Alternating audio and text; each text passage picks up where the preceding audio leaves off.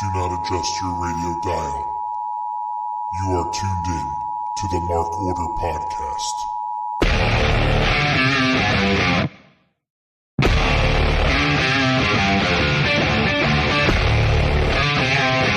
Join the Mark Order.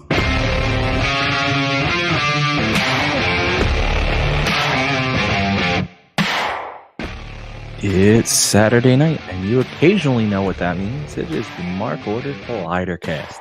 It's me, Ryan, joined, as always when we do these, by my partner, Joe. How you doing tonight, Joe? I'm good, Ryan. How you been? Not too bad. It's been a while since we did one of these. And listen, people, I think we said this up front, but if we didn't, if anyone actually cares, I'm not sure anyone cares, but if you do care, this is the more casual of the two shows where there will be misses. I mean, it's Saturday, for God's sake. So, I mean, we're people do have lives. I know I don't have much of one, but occasionally I do. Speaking of your life, how was your weekend? It's not too bad. It's still ongoing, actually, but yeah, not bad. Just trying to, relax, run some errands, and that's what kind of sucks when you become an adult, that your weekends become errands related. Mm-hmm. Like, you could do some stuff during the week, but some stuff you need daytime to do it. It's like, well, can't do that while I'm working. How about yourself? Had a graduation reception earlier today, and then met up with a friend of mine, his family, and watched his daughter play 8 and 9-year-old softball with the awful. Say that again? My friend's daughter playing softball, so I met with him and his family, and she plays in an 8 and 9-year-old league, and it's just god awful softball. Oh yeah, I mean, I don't. I'm gonna be perfectly honest. I'm a bad uncle. I don't go watch my niece do that for that reason. Yeah, it's embarrassing. Like, they practice 1 day a week, and then they're in all these all-day tournaments. So they're learning on the fly. It doesn't pan out very well. Yeah, like I love my niece, and I will watch. Not everything she does because they do too much, but I will go watch future games when she plays them. But this level, it's like, what do you really have me watching? What I'm watching right now is FCR. Walk out and, I guess, explain what happened at Double or Nothing. Double or Muffin. I think Shivani got a haircut. I'm just saying, his hair looks properly styled. It'd be wild if he comes out 1 week with a faux hawk.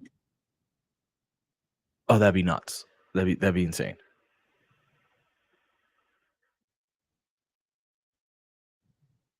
Hello, Scott George. Good evening, Scotty.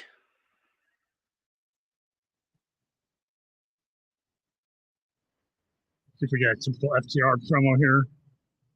Yeah, FTR's why has he got his hand all taped up?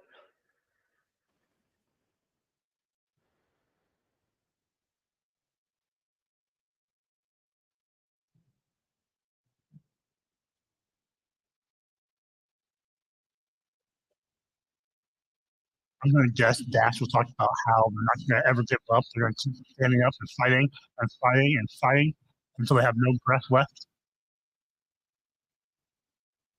I mean, he is thanking them. Hello, Lieutenant Colonel Photo. It's hard to stand out there with their heads held high.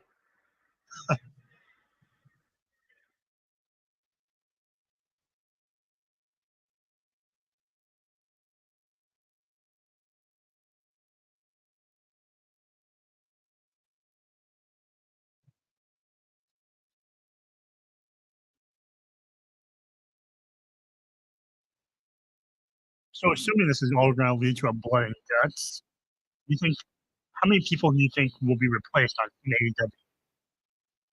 1, 2. Hey, Lord Kev. I'm gonna go back to my a lot. I don't think Darby will be there. Well, blood and guts maybe for Darby. I feel like him and Danielson would be the two questionable ones. Danielson's questionable just to be in another story.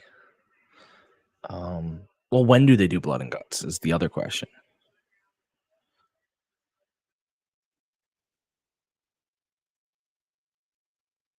All Out.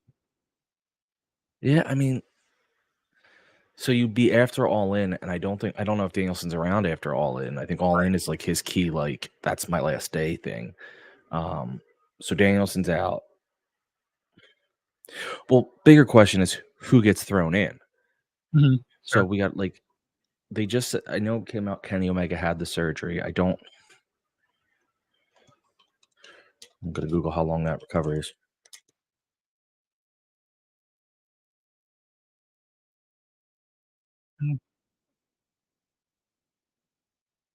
Man.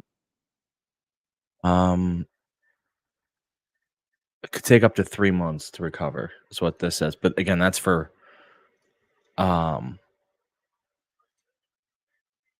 for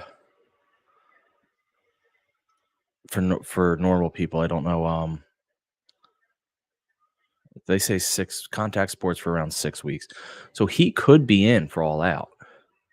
He had it in May to June, July, August, September. You're talking 4 months, just maybe a little under. Matthew Hooks. So, the Golden Lovers. In. You have Omega in. You have Hangman in. Oh, but they were turning Hangman heel.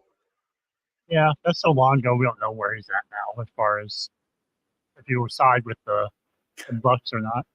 Yeah, because they kind of walked into this story. I don't know if it was initially the plan, so that may change Hangman's booking. So you get Omega, Hangman. You would think FTR would still be around for that. So it's that 5th. And I don't know who that 5th would be, to be quite honest. Do you have any thoughts? I mean, it could be a lot of people. I mean, I said thing like Golden Lovers, but they would go to that a lot. I mean, it could also be it could be Darby still. Yeah. Oh, speaking of which, speaking of which, it's Jack Perry.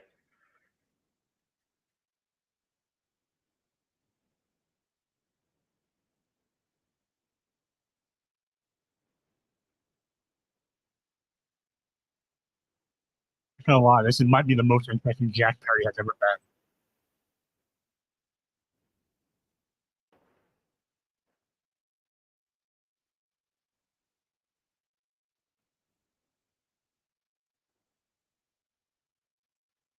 Yeah, he's this is the first heel turn didn't feel great. They seem to have a good story here. So Big G, first of all, hello. Second, asking what about Motor City Machine Guns? They went through my brain. The only reason I took them out is because it feels more like still like a team AEW versus team the Elite, and they'll have been new, whereas FTR, they weren't originals, but they were early on. So like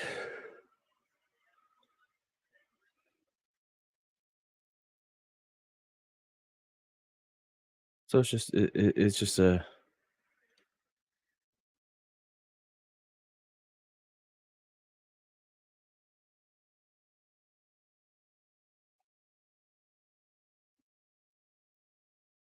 you got who's the Elite? You got the Bucks. Okada. Well, they only have 4. They'd have to add a 5th, right? Mm-hmm. You got the Bucks, Okada, and Jungle Man. So I'm saying 5, but it could just be the 4. Kenny, Hangman, and FTR. Unless Hangman goes on the Bucks side, just stays heel. Yeah, they might be like, you haven't been heel, and we're turning you heel. Let's put you back on there. Especially if he picks up a program with Swerve again. Yeah, agreed. So a couple things here. Matthew Hooks wants to see Camille and Megan Bain because his AEW's division is awesome. I'd love to see them both. I don't know where Camille. I think she's going to AEW. That's never been confirmed, but she could just be a matter of timing, like when they want to, you don't want to blow her introduction, so like Yeah, you want to time that. She's coming off a Mercedes, like let Yeah. breathe a little bit. Exactly. That's what I was saying. And then Megan Bain, I really want to be here, but they, for whatever reason, I don't know. She might not even be in AEW anymore. She was like she signed. She might be out. I don't know. And then his second comment was he wants AEW rosters to get split because he wants more people to feature. He has 2 to 3 a week, and then others can't get one for months. So this is my problem. Yes, hands down, I don't like the feature. I don't know if I would go. You can do an unofficial roster split without doing it without me. You could say like certain guys, yes. They tried trying to do a roster split. It didn't really work. But now you have people like the Dark Order coming out and saying they're collision only people now. Yeah, like I mean, it doesn't have to be super official, but you could kind of make it so you're like, certain stars are going to have to cross over. You're probably going to have Swerve show up on a little bit of shows, the elite stuff like that. I understand that you want to give people certain wrestlers when they buy tickets, but like your mid card to undercard guys, you could 100% say like, Leo Rush, baby. Yeah, Roger Strong, Leo Rush match. Yeah, so you could 100% say like, not even necessarily say it. You could just prove it by doing it. That like people realize that every time they tune in Collision, it's usually this group of guys, and every time you tune in Dynamite, it's this group of guys. Mm-hmm. And that you get the matches. Also, it's like one thing I would love to do a test run. I guess it's for the live audience, maybe, but I would love to do a test run to see like, do people really care that if they see every single major star, or would they just need a couple and they'd be happy? Because AEW has so many at this point. Mm-hmm. You could do like Brian, certain elite doesn't show up this week because we're focusing on Swerve and this, and then he's like, what I'm saying? You could do the switching off and on so that not everybody has to be on, and that also means you'd have a spot open. Mm-hmm. I don't know when the own is supposed to start, Big G. It has to be coming up pretty soon. I mean, yeah.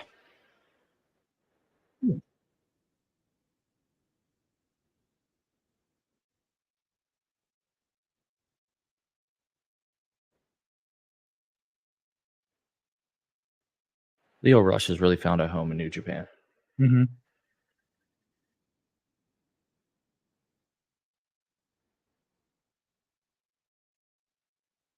Last one started at Forbidden Door, so maybe this one does too. I don't know.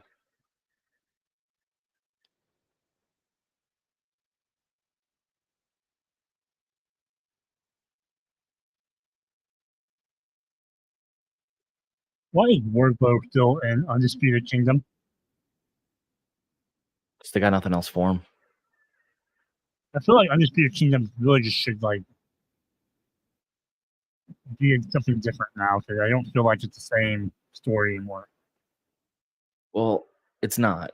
Losing Adam Cole hurt majorly because if you look at the Undisputed Kingdom,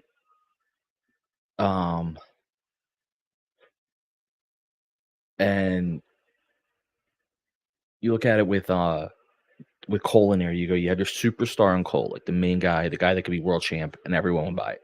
You then have your top tier mid carder who can work a hell of a match in Roddy Strong, who's funny too. Like he's not, but like, and then you have your bit of a goofball tag team, but can have good matches. Like that's a well-built thing. But right now you're missing that superstar piece, so the whole thing just changes. And Matt, with the talent, I always have been told part of it's related to like you have live people going, so you want to make sure that they get to see certain talents. So you have to be like, hey, you're here, so that doubles down on it. And then you have who's on ROH? What's the ROH roster? And that's oh yeah, Lord Kev. I even forgot about Wardlow. You have your muscle big man and Wardlow, so it all makes sense. But now when you're missing the superstar, it's a purely mid card stable, and with it's just that one guy takes you from being like a great stable to a mid card stable, and also Adam Cole can then come out and deliver the promo.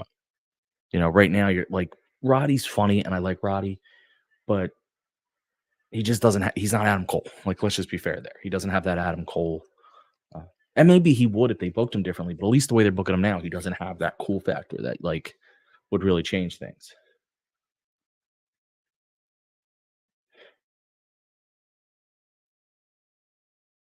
I'm guessing Strong wins this because he actually has a belt.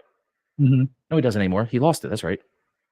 But he's still like the AEW guy, so I feel like you. Yeah, but then again, this might be their reward to New Japan. Like, I forgot he lost it. Jesus. Too. Like, who has that belt? Oh yeah, it's Ospreay. Yeah, they may want the New Japan guy to get a win. Yeah, it probably would be good to let him get on your program every now and then. Helps going into Forbidden Door. I don't see it happening, but it'd be good. Yes. No, but if going in Forbidden Door, if you're like, hey, look, they can win a match.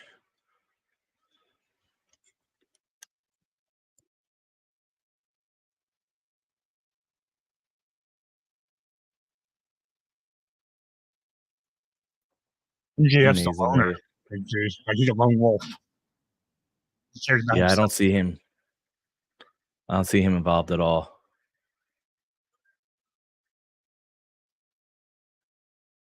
Is it weird that he's calling himself a wolf and like Wardlow's whole thing is being a wolf?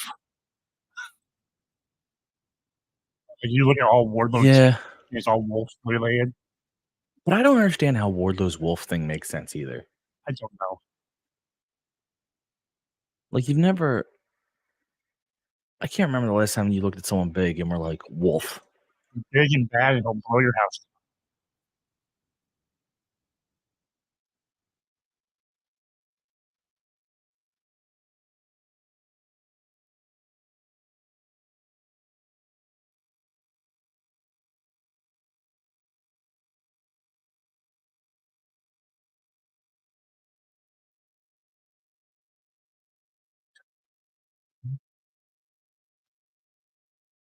Yeah, there are a lot of hurt people still.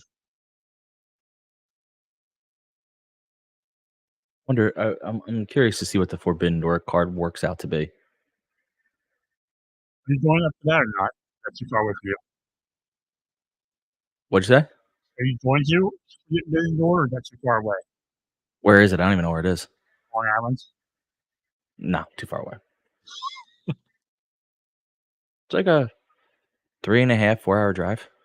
That's not bad. Through New York. Fair. So it's in Long Island? Mm-hmm.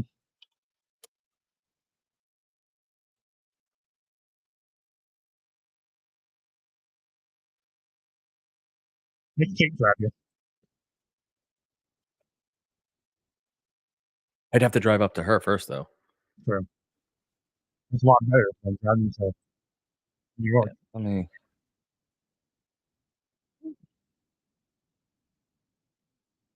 Okay, so it's actually So it's a 2. I was wrong, but I think I'm not wrong. I think I was incorporating traffic in it because it's really only like a 2-hour drive. But when you're going to hit at least an hour's worth of traffic at a normal time. So because I remember doing it once before.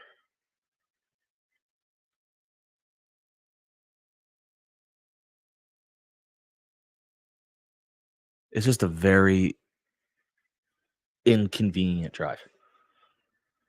There are places that I'd probably drive like 2 hours for, or 2.5 hours the same drive, not even thinking about it, and I'd be like, okay, because it's whatever. But that is just so inconvenient. Yeah, I've learned that it's always interesting. Like depending on where you're from and where you're at, like some people look at distance in miles, and some people look at drive time. It's like, well, I say it's a 20-minute drive here in Omaha. That's not very far, but like a 20-minute drive in a bigger city is like miles. Yeah, like a 20-minute drive here is normal to me. Like I do that all the time. Mm-hmm. And I don't do it in miles. I mean, it's it's. Well, actually, let me pick a place, and we'll see how many miles. I'm not gonna tell you where I'm picking, obviously, but see how far it is from my house. We'll do the miles. Hmm. All right, so a 24-minute drive from my house is about 13 and a half miles. Okay. So 20 miles or so from me, probably. but then there's other times where, so like I'll make that drive every day of the week. I don't like, I'd rather, but if you're telling me I'm going 3 miles for 20, for a half hour, it's a much harder drive to do. My biggest wish is that Tony Khan would treat ROH like I a don't completely different disagree with person. that word, Kev. I just think we need a home for ROH, and so they have a permanent home. Or permanent. I'm praying to God the TV deal, the media rights deal, works in ROH, and that he makes some money on it, so then he can justify. Like, I would love Looking if at it. they took Rampage and made ROH instead of Rampage, Yeah, but I don't. But even if they just, even if especially if they make Dynamite 3 hours, then you can make Rampage ROH. yeah. But if you made Max, if Max came, so I'm going to stick with Warner because whatever. But if Warner came in and said, we want it on Max, we need you to put in an effort. We'll pay you this little bit extra for it.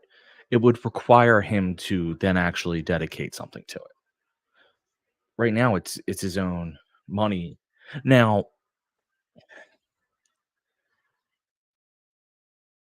I think Dynamite or Collision will go 3 hours. They could, yeah. There's a 3-hour thing coming up. That's why when Raw goes to Netflix, they're not cutting down to 2. They're staying at 3. Like, and SmackDown's moving to USA, right? Yes, I believe that's correct. I wouldn't be shocked if you see SmackDown go to 3.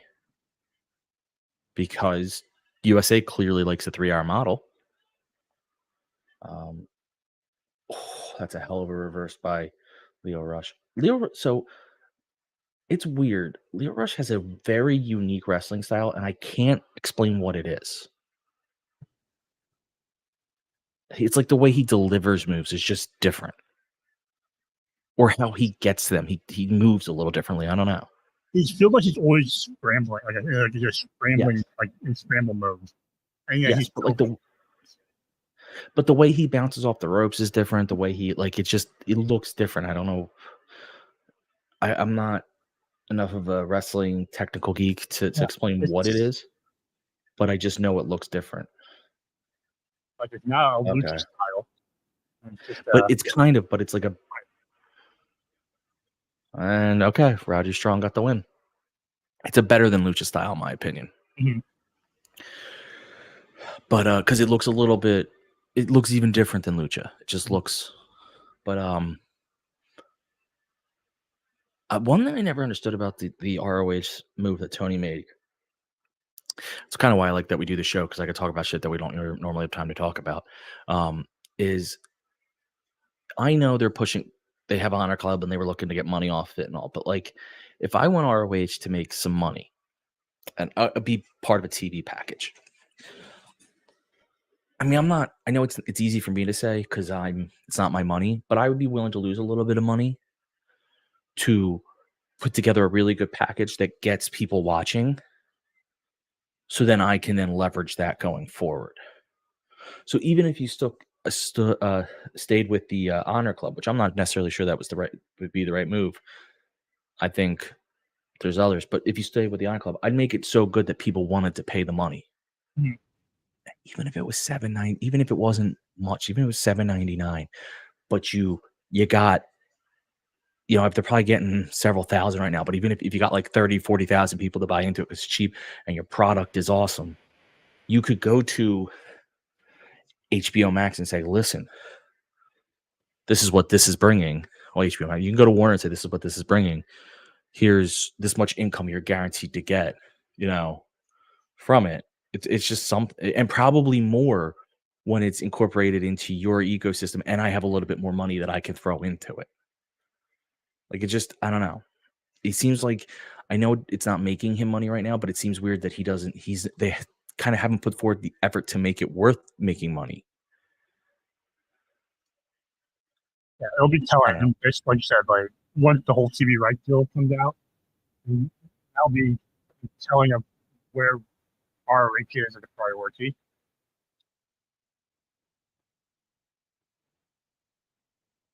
Yeah. You're gonna take a loss, my man, but you need some wins.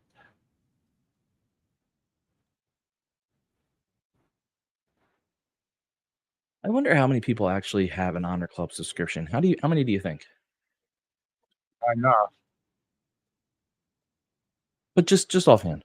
Um, I don't know. Maybe I would hope a couple thousand.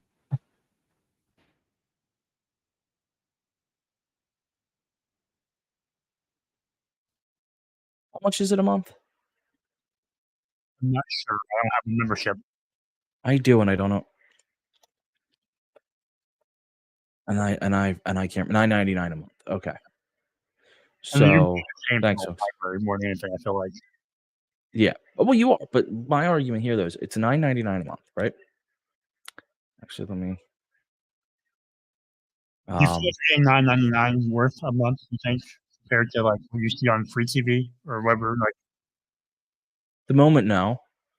I got it because there's certain wrestlers I really like show up on there, and because we're geeks about this. But like, if I were your average fan, probably not. So we'll say, you think 5,000 people have it? I mean, I would say 5,000 or less. Yeah. So right now, Honor Club is making 600,000 a year if we went with 5,000 people at 9.99. They do 4 pay-per-views a year at, was it $30 a pay-per-view? Uh,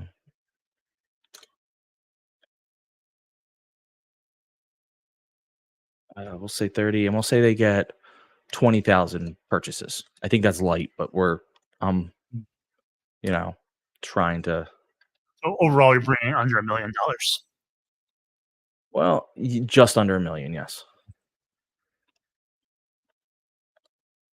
Well, no, you're not.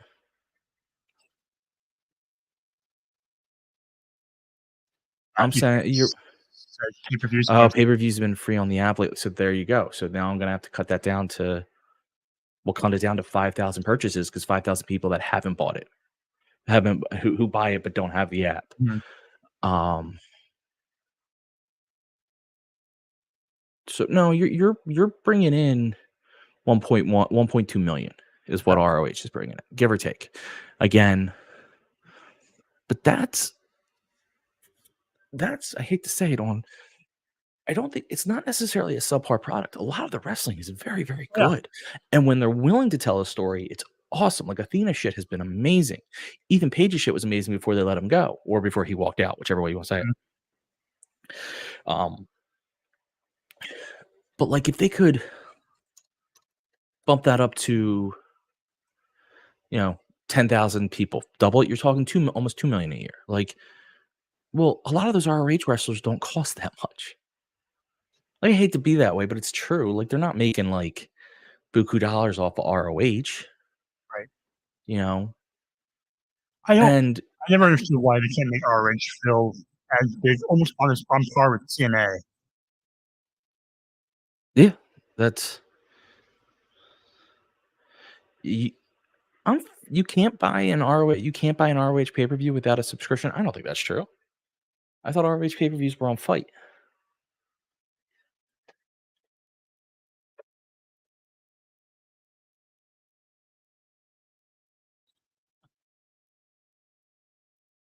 Roderick, Roderick feels that TK is the next Raw.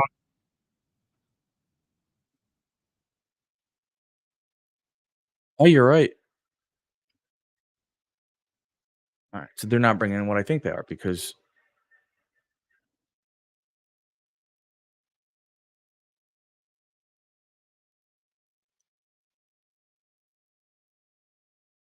Yeah. Who needs ranking? they don't use them anymore. They brought them back for like 2 weeks.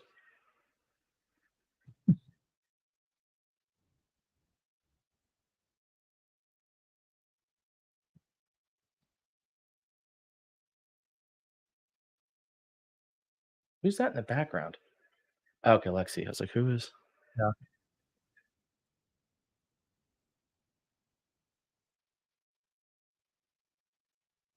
All right, so Matthew Hooks was right. I wasn't sorry, Matthew. I didn't know. Oh, by the way, Matthew, that was never the story that if Tony lost, if the team AEW lost, that there wouldn't be power struggle. It was just like a hatred story. Oh, but so Matthew was right. So they're bringing in $600,000 a year right now because that's if they're only 5. But granted, again, the more subscribers you could get, do you think? And I want the chat's input on this as we watch Daniel Garcia come. Oh, he's got the short boys back on. And the towel, he's really going back into the wrestling side of this.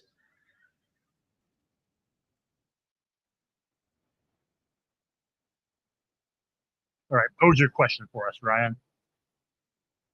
Would chat can answer to what do you think the peak amount of subscribers ROH could get if it produced a TNA quality, if not, we'll say a TNA different. Obviously, it'd be a totally different product because it'd be wrestling heavy and TNA is more entertainment, but a TNA level quality show. What do you think they could bring in?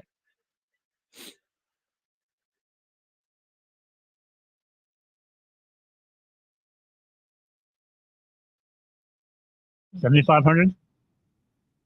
You think that's the absolute max amount of subscribers they can get? That's, I mean, it's hard to, but what I've seen so far of it, what I know of it, like, oh, he's teaming with Shibata. I forgot. That makes more sense. versus the workforce. Man, my brain's on a. Okay, so at the beginning, yeah, you're right. Matthew Hooks is right. The beginning was close to 10K. So we'll say 10 to 15,000. We'll say 10. Yeah. 10,000 the peak. You're talking 1.1 million a year, 1.2 million a year.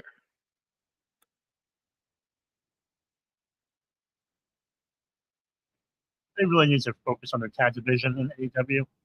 They do. They have so many good teams, and there's these teams, Shibata and Garcia is a great team. Workhorsemen, great team to have in here for us. Yeah.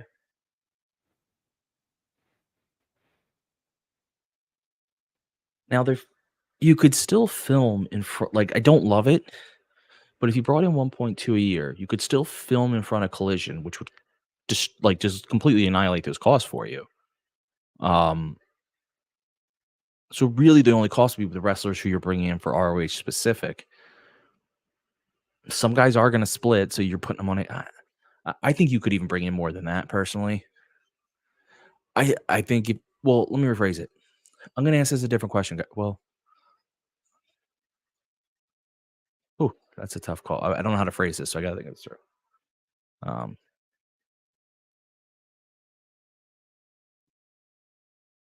Yeah, Matthew Oaks. I think it's not advertising more because they know what the product they have is. By the way, I'm so glad Anthony Henry got re-signed. Mm-hmm. But my question is, all right. Let me phrase this. How many wrestling fans who don't have Max? It's hard to put that value. I don't know how to say like how many fans would ROH bring to Max? I don't know that value. And that's where this stuff gets tough. Like I think more people would watch it if it was on Max because you don't have to pay for it. It'd be there. Mm-hmm. My thing is I would treat it like NXT. Slightly differently, but I would treat it like NXT. I would have that be a little bit of a developmental for guys you're trying to build stories on. I would have it be a place where a top level guy who's got nothing at the moment, you put him in down there just to do a run. Because then it doesn't matter, like then you can it serves a different purpose then. Yes, you're trying to make money on it. Yes, you're trying to be entertaining. But you're also protecting your main product of Dynamite and Collision, which is what NXT does for Raw and SmackDown. It protects their main product because, God forbid, something happens there with wrestlers or something. They have an instant pipeline, and AEW should do that. And I think then it's a very different value proposition. I also think though, if it's on Max, it's going to bring in way more than 5. I think it'll probably bring in 15 to 20,000 viewers because it's part of another deal then. So, what Matthew Hooks? Why can't they run it like an indie and just tour? They could. This is where it gets awkward. I mean, they could just tour, but who just tours anymore? Um, but this is where it gets awkward. If you run it like it's truly own promotion, free of whatever. So you decide like, listen, we're cutting all top. We're just going to run it. It's its own thing. We're going to book. We're going to do a bunch of tapings at once in Philly and Orlando and places like that, like they used to do. We're going to have Honor Club. We'll also do YouTube. And then we'll host our own pay per views, and it's going to be completely separate. It's a completely own brand. It's going to not matter at all. You cannot use AEW talent. Well, I guess you could technically, but you have to be very careful with your contract situation with Warner, because Warner is going to look and say like that. You guys who are signed to you are doing both. You're hurting us here. Why am I going to give you money? At least now with it on Honor Club and them using it, it's like a weirder relationship. They just have to be very careful because they until they sign that deal, they got to make Warner happy. Yeah. Plus, it could cost more to have ROH be a touring promotion. Chug, Ryan. Oh. I did. Yeah, it would. I think they could. I don't know. I'd like to see them do more with ROH. Like you said, with NXT, take some of the AEW guys who maybe aren't doing anything right now on AEW TV and put them on ROH, or people who have ties with like old ROH, to help kind of spark every now and then. Like, I find it shocking. Go down there for a while and being their champion. It'd be nice if, like, Brian Danielson could go down there and like have a match with ROH people. And yeah, no, I agree, and I also feel like part of it too though is it's hard to have a loss leader when your company's losing money. mm-hmm. Like for anyone who doesn't know, which I assume most of our people watching or listening do, a loss leader is something that lose money. It almost it doesn't purposely lose money, but it's allowed to lose money because it brings in it has another value. So you may, if you run a car service, maybe doing free oil change is a loss leader, but that's because when people come in, they get an oil change. Well, they also need their tires rotated. They need this and that. So yeah, you're losing money on the $9. I watched the show Tires on Netflix, so that's why this is in my head. But you may lose the, money on your $9 oil change, but it's led you to $60 total service shop. So that's what you have a loss leader, or it's good publicity a lot of times is like a loss leader because there's really no value there. You don't make money, but you need it. That being said, when you're losing money in general, if you can't see the immediate impact, it's hard to be like, let's keep losing money. Mm-hmm. Granted, Tony Khan's made of money, but I think that's also what's hard for people to fathom. And I'm one of them. Because Tony Khan's weird. In some ways, this is just his playground. This is like something he wanted to do. Yeah. It really is. And so in some ways he is just throwing money, but and so as fans were like, like actually before I get Matthew Hook said it, NXT was a loss for WWE until just now this last deal and CW deal. Exactly. But they kept it and it was doing well. And it eventually builds maybe up to not be a loss leader, but you have to be willing to lose it for years. But they also saw the advantage because all their current not all, but a lot of their current big players came from NXT. So you have that build. But I think people are like, well, he has all the money. Why doesn't he just spend it? And I get that. Like, even I feel that way sometimes. Like, dude, and truthfully, it's the truth. He'll never, like, why not? If it's your passion project, do it. But at the same point, there is almost something to be said about running a business when you run it with the concern of making money because you tend to make better decisions. Like, I don't think people understand. Like, I'm not going to be a business expert. I'm not going to claim to be a business expert, but I've known a lot of people who have done well. And those who actually care and are like the dollars and cents tend to make better decisions because they're focused. When you're just throwing money after money after money, a lot of your decisions are really fucking dumb. Because you're like, I don't care. Like, everything makes sense to you. I don't know. That's just my quick. I love JD Drake so much. I want to take bowling lessons from JD. Yeah, I mean, I hear he's a half decent bowler. Yeah, she's a half decent. I suck at bowling. Unless we have bumpers, I'm not breaking 100. Oh, you're that bad? Oh yeah. Well, half and half. Half of it is I am very bad. Half of it is I fuck around. So like, it's the because I'm bad, it gets less fun for me. So then I just start doing crazy wild shot. I probably could. I like if I sat there and focused 100%. I was like, I'm going to break 100. I'd break 100. Hmm. But what happens is I know I'm not going to actually get a good score. Like I might get 110, whatever. But I'm not going to get a good score. So I just start trying weird spins with the ball. I'm trying like different granny style it. I'm all over the place, and I have more fun that way. So I can't bowl with serious people because they wouldn't like me. I've never been able to throw the hook with the spin. Oh, I can't do that at all. I go like this. Or a frisbee. I lived in like the 150 to 180 range. You what? I lived in the like 150 to 180 score range. Oh, okay, yeah. Yeah, I mean, we had a bowling alley by me where I grew up. I just never. You know what it was? As a kid, it was expensive. So it wasn't like something as a kid you could just go and play. Depends when you went. Bowling is shockingly expensive. You gotta go on like off peak hours.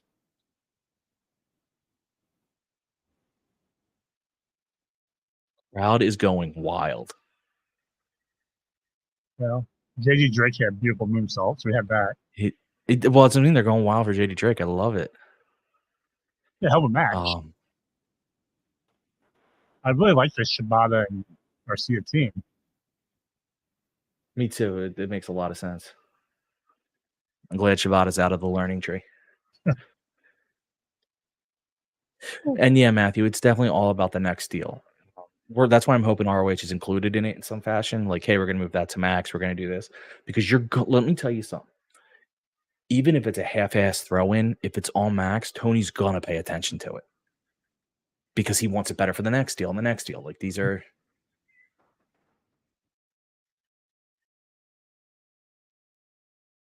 really good fun tag match. That was. I would be okay with a Daniel Garcia Shibata tag team. That sign me up. This is my argument of both the tag division and the trios division. We're in the chat. Matthew Hooks especially is saying like he doesn't like how some wrestlers just don't get used. You solve that problem by having a very good tag and trios division because suddenly you're using 4 to 6 wrestlers per match. Okay, this is just hilarious and dancing behind Shibata. Mm-hmm. Well, yeah, between that and like Shibata's texting gimmick that he does. Oh yeah, it's great.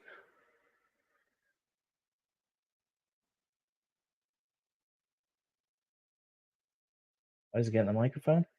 I know he's hugging Daddy Magic. Yeah, you're way behind me.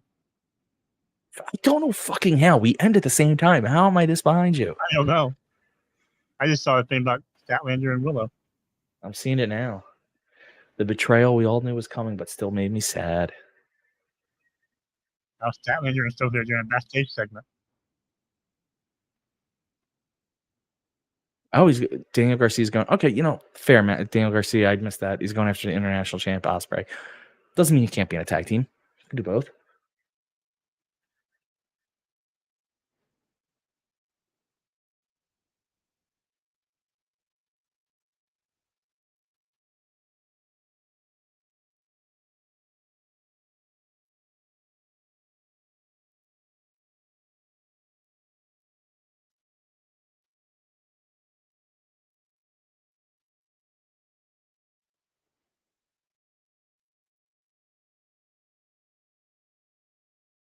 Okay. I was wondering where they were going with that one. That worked out well. They're calling her trash. Mm-hmm. They're calling Willow Nightingale trash. I like heel Statlander. I do too. She needed something. Mm-hmm. I mean, she wasn't boring or anything. She just needed something Thunder Rosa facing her lower half of the southern hemisphere of her face.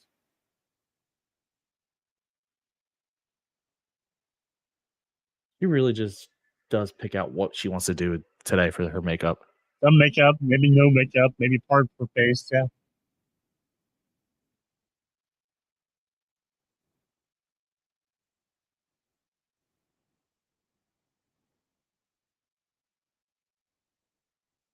All right, here's another question unrelated to the match because it hasn't started yet. Wait, real quick, Scott's comment. So weird seeing you Workhorsemen should be ROH tag champs. They could run that. Yes, Workhorsemen should be the ROH tag. Them or the infantry. Mm-hmm. Both could run that division. But my question to you is WWE going to buy TNA? Wouldn't surprise me. Me neither. That's what's scary. All the working relationship now, and there's a working relationship, and they're being weird over in TNA. Some of their longtime people are gone, and it's I don't know who this is, but that's cool. Right now, that mask is freaking me out, and I like it. Yeah, I mean, I don't like it, but smart. I love that CMLL is added into Forbidden Door this year. Mm-hmm. I mean, and I'm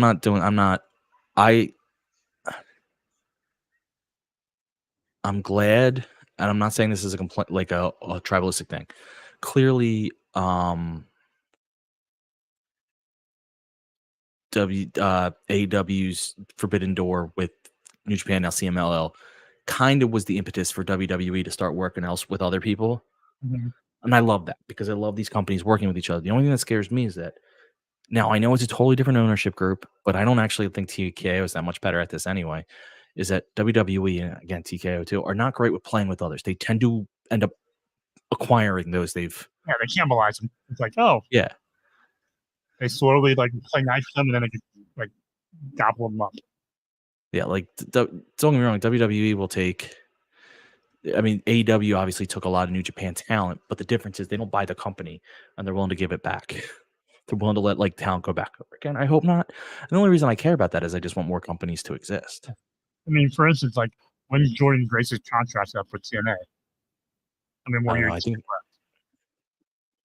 that I don't know. I know she's. I don't. I imagine if TNA doesn't get bought up, WWE is going to sign Jordan Grace.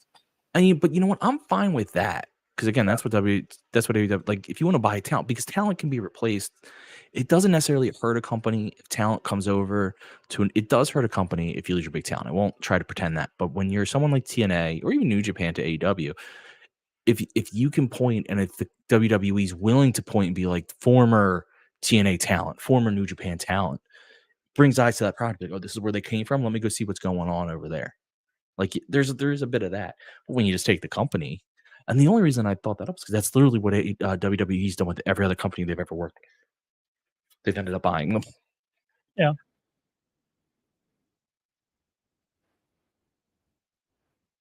mean, that kind of probably goes back in the days when they used to work with some of the territories. Yeah, and it's.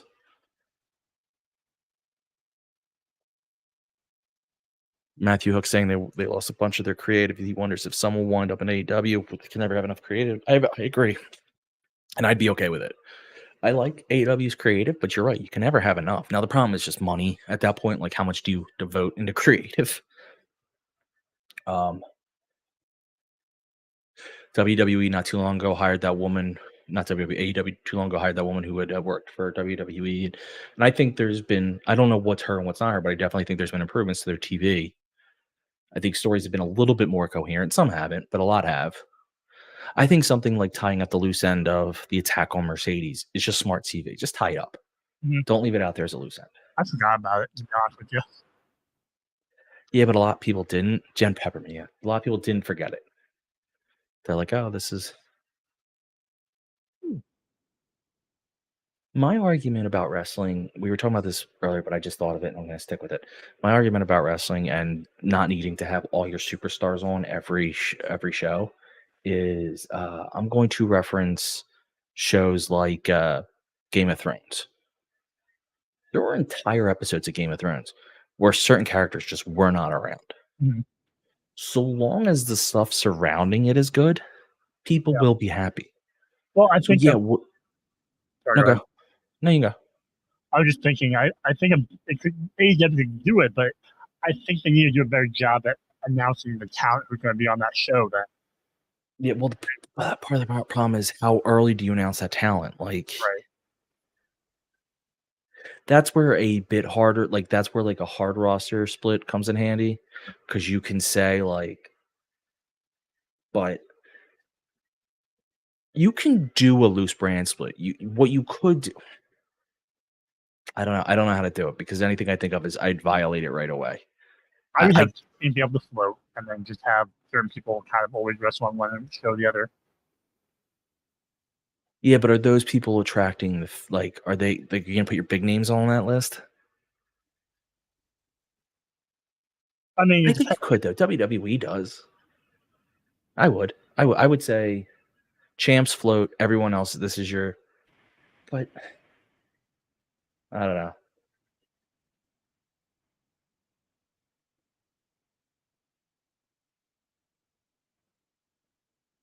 I think you can still do a soft one, and have set something be like nothing. What I would do is I don't know. I wouldn't do an official roster. I just think that's a mistake when you come out and do that because then as soon as you violate it, you get people like Kate who will be pissed.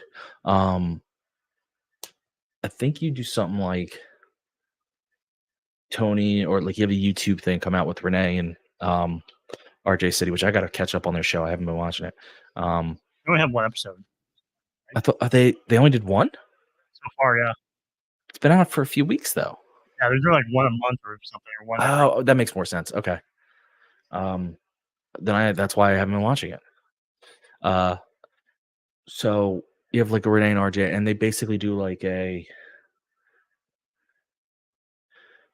it's 2LC current photo, but was it a pilot? Because it felt weird to be a pilot.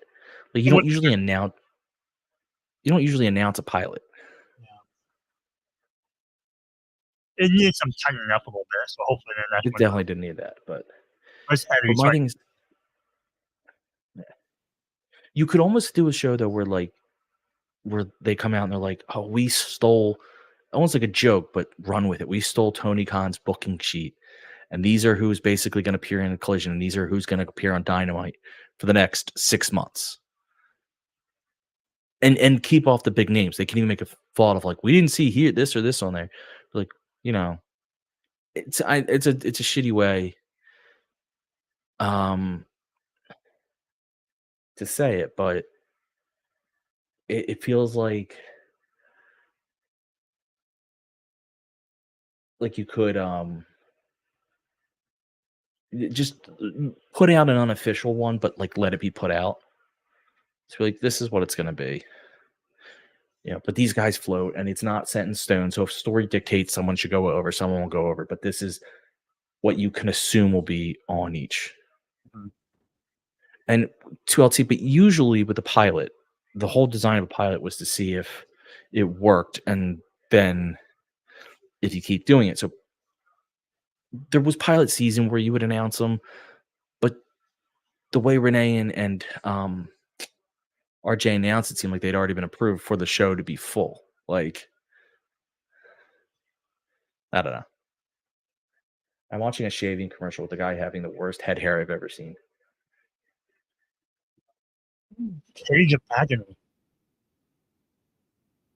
what we're all in.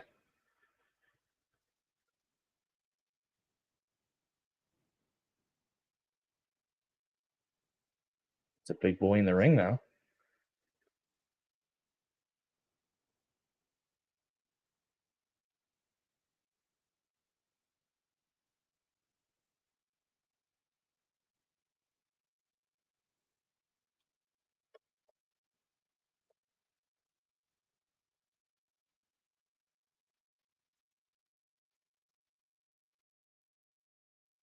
Bishop Khan needs to work out a little bit more.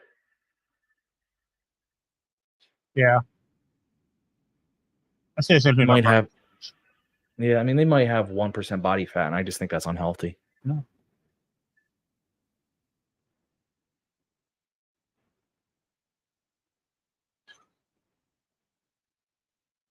The other They will be. the three guys they're facing looks like a Russian Two were a doll tag set. team and one's clearly just thrown in. Yeah, like they're staying in a line of like shorter, and then like tallest. Yeah. I mean, KM's huge. Mm-hmm. The other boys are small.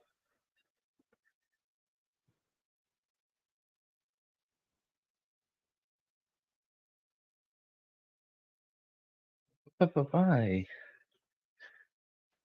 See, this is another thing though. Like, why is Cage and Agony getting a squash match here?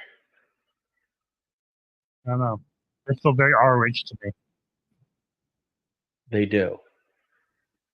Like what is this going to set them up for on AEW TV? Are they going to be going for the trios? I mean, unless you're having some kind of like multiple team battle for the trio belts. Yeah, I mean, I don't. I mean, you should have multiple teams battle for the trios belts. That makes it more fun. But what do you mean? 2LC. What do you mean? Who are Forbidden Door? I'm not doubting you. I just don't know what you're talking about. We could have had a second women's match. The problem with I have with Cage and Agony is there's no. Oh, Hechishero. Because I'm gonna book it. Hechishero linked up with. Okay, fair. Okay, that's cool. I didn't know that. That's awesome. I mean, my problem with them is on a regular basis, who's doing the talking for them? Like, Nah. I'm sorry. Oh, why did that guy land on his feet?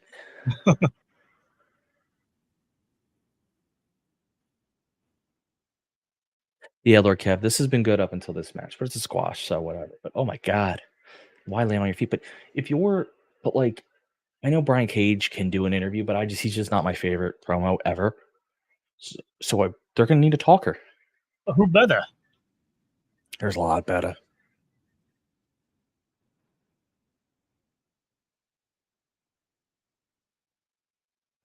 Yeah, that was an interesting choice to like land on your feet before landing on your back. They don't teach that at wrestling school, do they? I don't think so. Like we're watching like Adam Copeland. Well, the Oaks time to hire more managers. I mean, Stokely would be fun with these guys. Yeah. I mean, that's what sucks now with managers. There used to be Heenan used to almost be the exception where it was like the Heenan family was all connected. Whereas a lot of managers, their guys used to just be like their guys, and I manage this guy and I manage this guy. And now it's like they all got to be connected. It's like, no.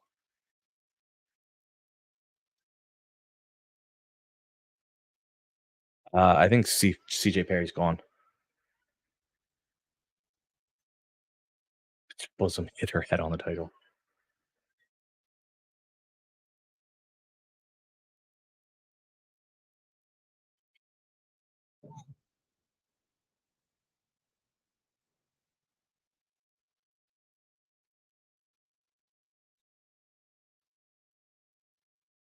Luther's facial expressions are great in that one. I love Luther. Nigel. Oh, Bless you, I love Nigel. Luther. Where's not? Oh, I'm not at him yet.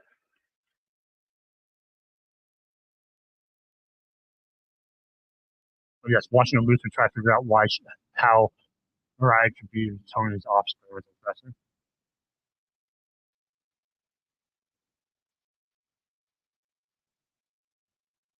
Robbie.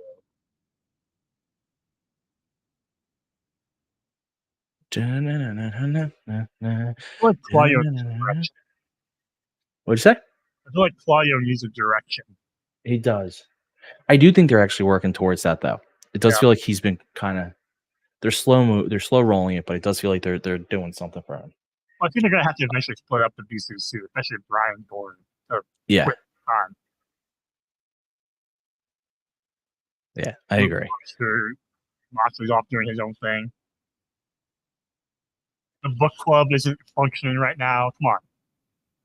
I'm so interested to see what they read.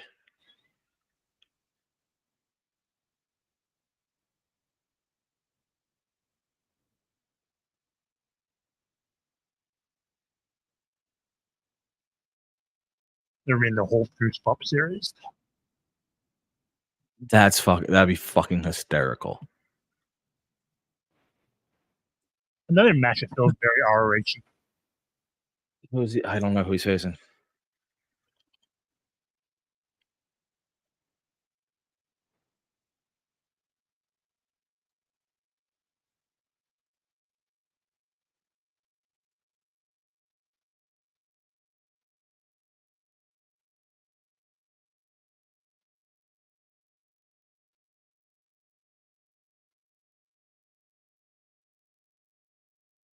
Entire wrestling much on ROH. She's not that I can recall. But She does do some. I thought she mainly ballets and Johnny lately. Yeah, I mean she's very good at that though. Yeah. She does do a some. I don't want to say she's not. She is, but she's definitely not like a big person in that division. She's more tied with Johnny, but they've been fucking amazing, so I can't really.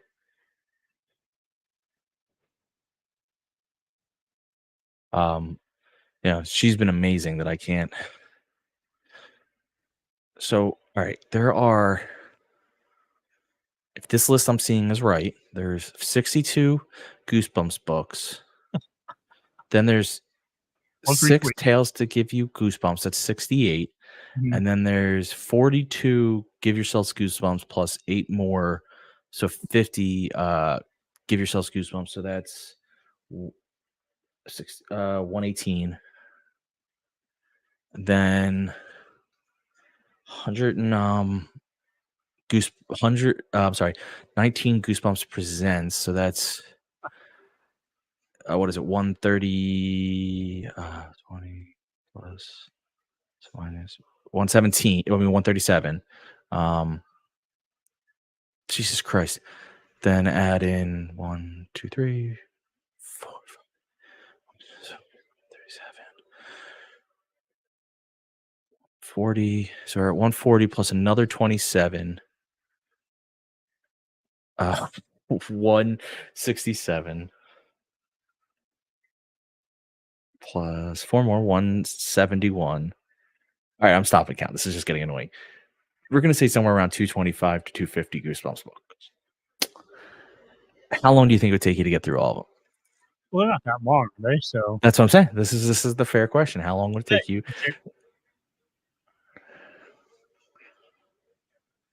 2 months.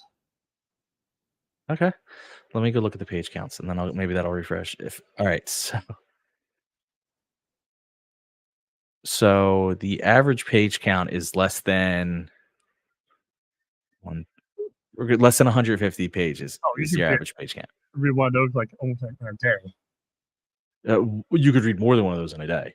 Yeah, I'm just saying, like if you have a life and have work and everything going on, you could still probably do 2 or 3 in a day. So let's see them. All right, we'll say 2 a day. We'll be fair. 2. So 125 days? 3 months or 4 months. However, if you spend a Saturday reading a few, you could get through like 20 in a Saturday. Maybe not 20, but you could get through a lot. Podcast, book club. You guys don't want to be in a book club with me. Right now, it's all history books. I don't think anyone would find that fun but me. Also, I don't think anyone would find my normal reads fun either. So I don't think. Though I did read Paul Scheer's biography or memoir or whatever you want to call it. Choose Your Own Adventure. Or the books where you open the pages and they have like the 3D pop-out images. Pop-up books, yeah. I was wondering if there a Choose Your Own Adventure pop-up book? That would be awesome. There probably is. I mean, the funny thing is Choose Your Adventure. I was definitely one of those kids that just found the best, and I would go ahead and get there. So favorite era of world history. Oh God. I can tell you right now, I'm an Irish history buff. If I were, it's not going to be what I write about. It's not going to be like my big dissertation, but it is my favorite. Um, because when I was in college, I wanted to get back into reading. Like I was a big reader for most of my life, and then in high school, I kind of got away from it because you tried to be cool. It's why I ever tried to be cool. I don't know. Wait, your hat backwards. Yeah. So in college, I decided I was going to get back. Senior year of high school, actually, not even college. Senior year of high school, I decided I was going to get back to reading, and I started history. But you start reading so much history. You've learned American history your whole life. So I chose something else, and I have, for me, great grandparents that fought in the War of Independence. So I went that route. Just like in World War II, I tend to focus on the division my grandfather was in. Like I tend to go the routes that I mean, now I've gone beyond it, but when I first get into a topic, I tend to go where I have connections. But aside from that, 2LT, I mean, World War II is a big one because again, family ties. My grandfather being in it and all. Um, American Revolution's a lot of fun. I mean, I kind of like it all. Like, I don't consider myself a big Italian Renaissance fan, but I loved reading a book on the Medici and reading several books on the Medici and writing about it. Like, I found them fascinating, and that's not an area I usually would say was be me. So it'd have to be a bad history book for me not to be bought in.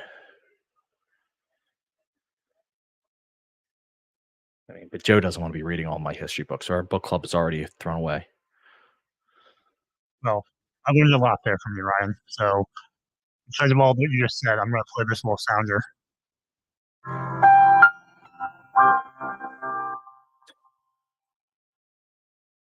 G.I. Joe. Yeah, I mean, they call it dad history, like war is dad history, but it's also just because war's got a lot of interesting parts surrounding it. Like, Mongolian history. fucking Christ. I used to go to South Park and yell and tear down their shitty wall. Shitty airlines. Oh, Ryan, what are you doing? You don't remember that? I know, I just wanted you to do that impersonation. Okay. It's like if you do the impersonation, it might be problematic. That's why I just said shitty airlines. I didn't go all in. I'm sorry. That's a funny joke. Shitty airlines is a funny joke. Damn you Mongolians. Every time one of our Chinese builds a wall, you Mongolians come and knock it down.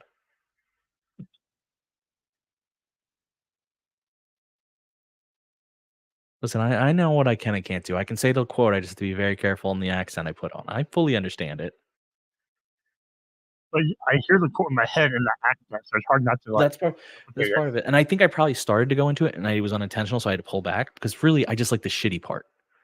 Like that's the part of the joke that's funny. When he shitty walks, shitty airlines.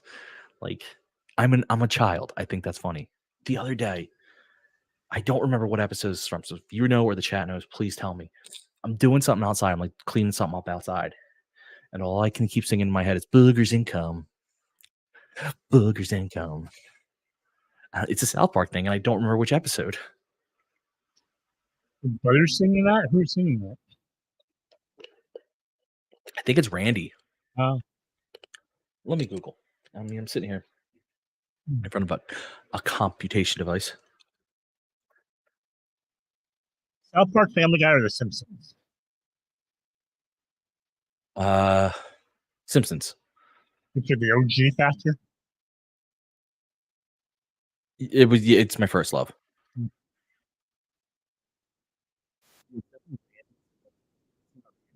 It's a restaurant singing it, but it's the guy. It's whichever guy does Randy's voice is the one singing it. No, I'm a Simpsons guy at heart. I will take seasons 3 through 10 of The Simpsons against any season of any of the other shows. Well, that's fair. I also like, in fairness to The Simpsons, it's the food cricket episode. Yeah, when everyone's on Yelp. Yelp reviewer. But I also think The Simpsons have it harder because they do have to walk a finer line. South Park and Family Guy can just say whatever the fuck they want. Where Simpsons, for whatever reason, still fall in that a little bit more careful. Fun match tonight between Johnny TV and Claudio. Very good though. Johnny TV is a very good wrestler.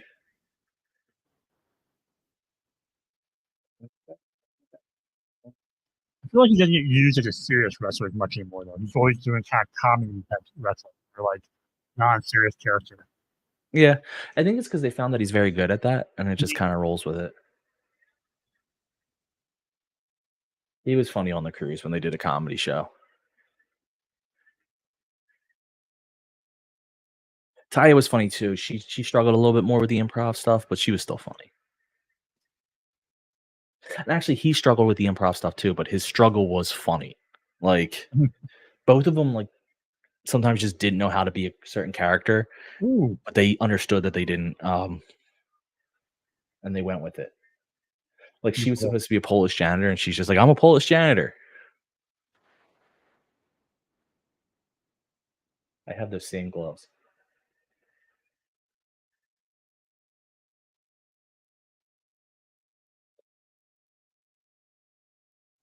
Big G, I hate to tell you that I don't think the Medici in Assassin's Creed 2 is an accurate representation. Ooh. Hell, the flatline off the top rope. Yeah.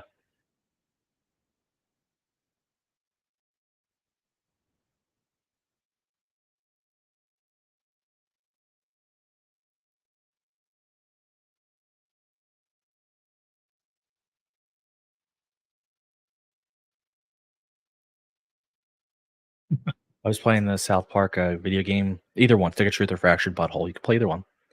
And I never realized that Kenny's house is literally right next to Kyle's, but you have to cross the tracks to get there. So it's on the wrong side of the track. I just fucking love, like, literally, it's a house away.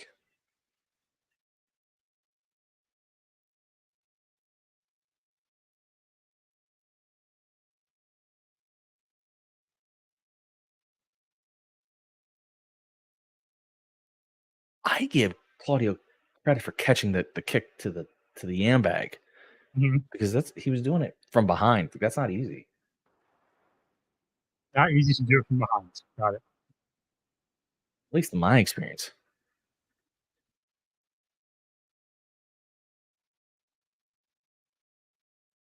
Good fun match. Yeah.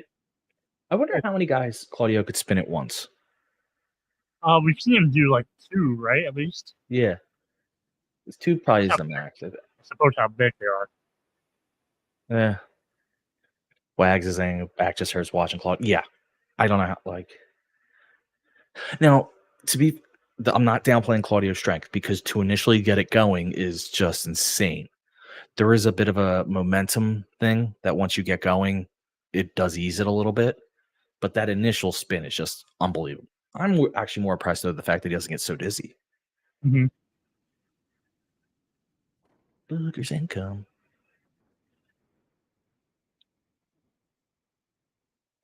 Keep thinking of terrible South Park quotes. I'm not just sure. I'm HIV positive. Well, Yeah, vignette. Claudio needs a title, Big J. 2 on his shoulders and swings 1. You know what? 1 LT, that could be done. They're highlighting Josh Woods? And Tony Nese. A little vignette for Fucking about time. Dabari. Wow. Okay.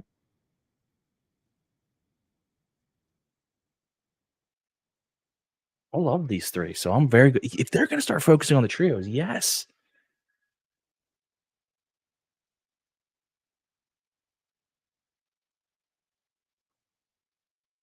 I'm all for this trio. Me too. Premier athletes.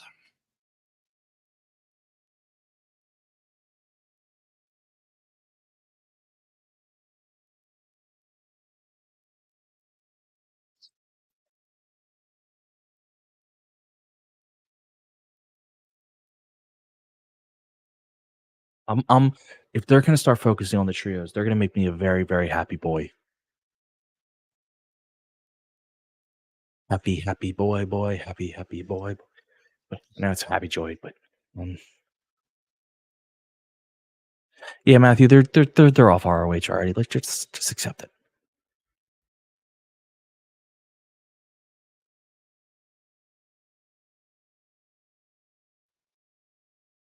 No, happy, happy joy, happy, happy joy. Happy. Let me just on through something. Come on, get happy. Whole lot of love in this world will be bring.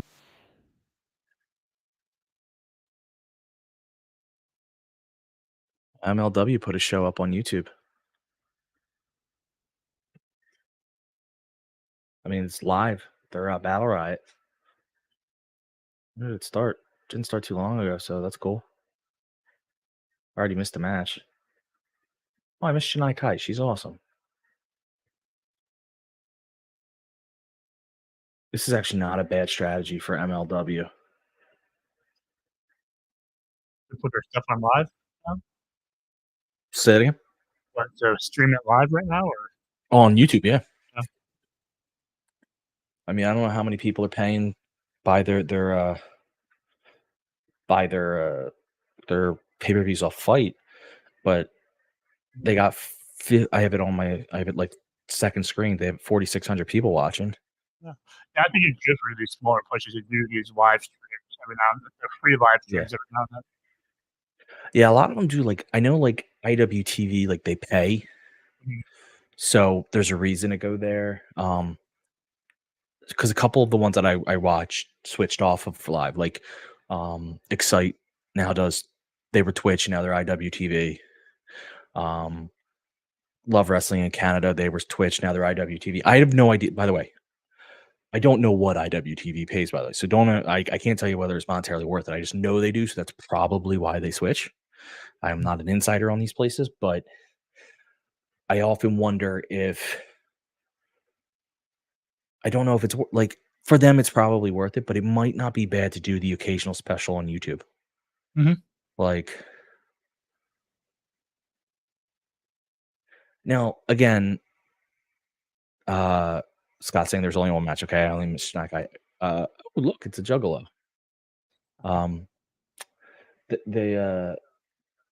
You know, Love Pro or Excite isn't going to probably get 4,700 people watching. MLW obviously is a bit bigger, but if you're in that, like, but the only issue is Love Pro could do it, Excite could do it. I'm sure MLW is doing it. But like GCW couldn't. They'd be pulled off YouTube in a heartbeat. And I do wonder about the music. True. Because because people walk out to copywritten music. So I'm assuming it'll be okay, but I don't know.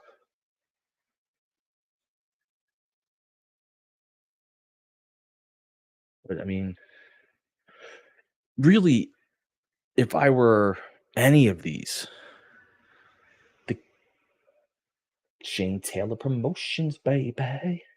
Anthony Go back in town. Okay.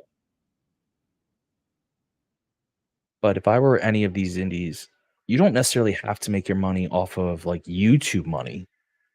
No. If you can get someone to sponsor the show or a couple sponsors, if you get enough viewers, you'll make more money that way than you would through YouTube. The key though is, again, you just can't be copyright claimed because then your video is just gone. But I guarantee if I'm like one of these advertisers that does most YouTube stuff and all, if you could tell me right now there's 5,000 people watching, I'd want 5,000 live people. I'd want to advertise with them because it's 5,000 people I know can't skip my ad as they do in all my YouTube videos. So I don't know, it's just a thought. I'm just thinking, thinking outside the box.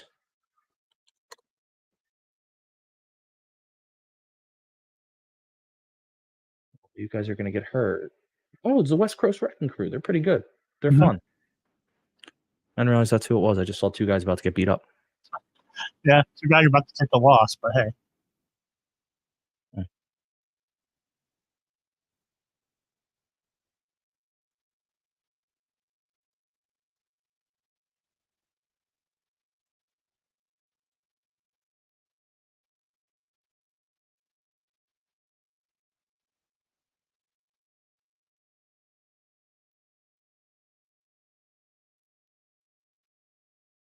was wondering why they were doing. They had like a little vignette about them ahead of this match. Ahead of the Shane Taylor promotions? Yeah, they have the Wrecking Crew. They have a little Oh, the Wrecking Crew. Yeah. talking about their work in New Japan Strong. Yeah, they're not a scrub team. They're an actual real good team. I couldn't tell who they were until we got the close up.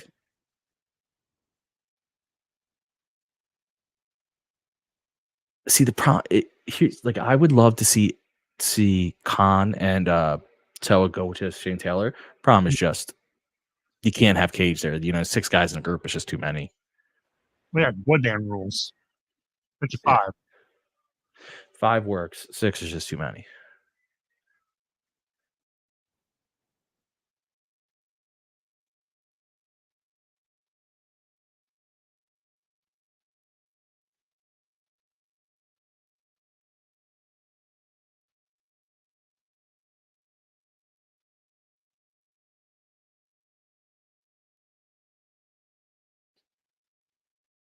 Well, the NWO didn't work eventually. They had to split up into several factions.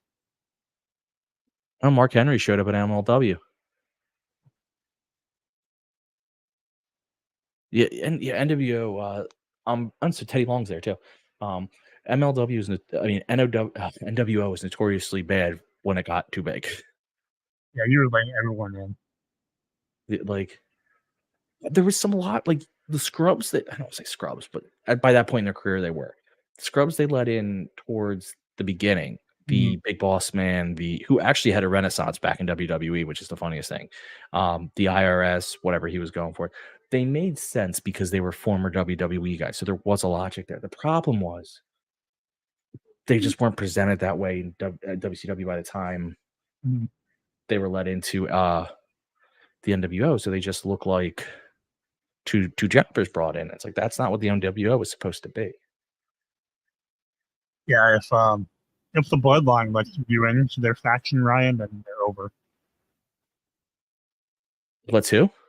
I said if the Bloodline lets you in, then we know. But I am in the Bloodline. We don't want. I had no idea you acknowledged. They acknowledge me. Ooh.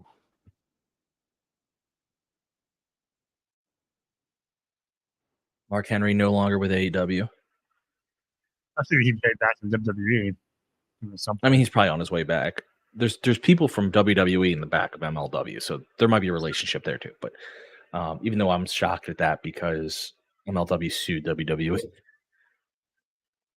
But yeah, Mark Henry was a good early signing for AEW to get a name on it and to help someone in the back. But I get it too from his standpoint. Like, none of your history is there, and if you're just in the back, that may not be where you want to be. And it's not like he was an indie guy or anything like that, where he could be like, this is what I wanted. He was always a WWE guy. Matthew Hook once Bandito with Brian Keith and Hangman Bandito and Brian Keith. Well, you have to get him out from under the learning tree. I'll have to chop down that tree, and that's not an easy tree to chop. I want them to all come out to the refreshments in details. Wait, what song?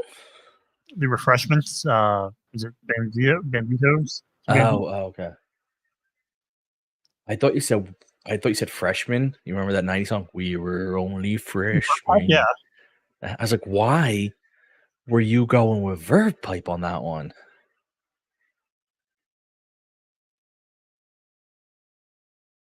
Verve Pipe. They had like 3 songs I liked. We were only freshmen. For the life of me, I cannot remember what made us think that we were wise and we never compromise. Oh, and STP with a win. The Verve Pipe, Colorful from the movie Rockstar. I like that song too. I don't know it. The movie Rockstar with Mark Wahlberg. I know I've seen it, but I don't remember it at all. It was never my I was never a big. That movie never did it for me.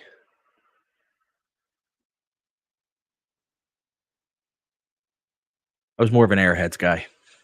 The Lone Rangers. Not What? very lone, are you? Out on a Tuesday night, Johnny can't read, Johnny can't write. Kids just don't understand. I love that song. Can you remember their demands?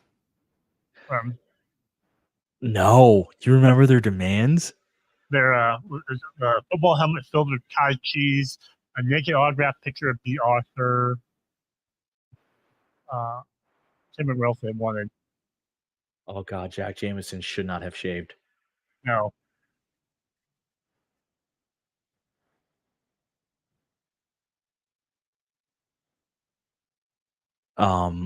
Now that you bring that up, I remember, but I don't. That was not.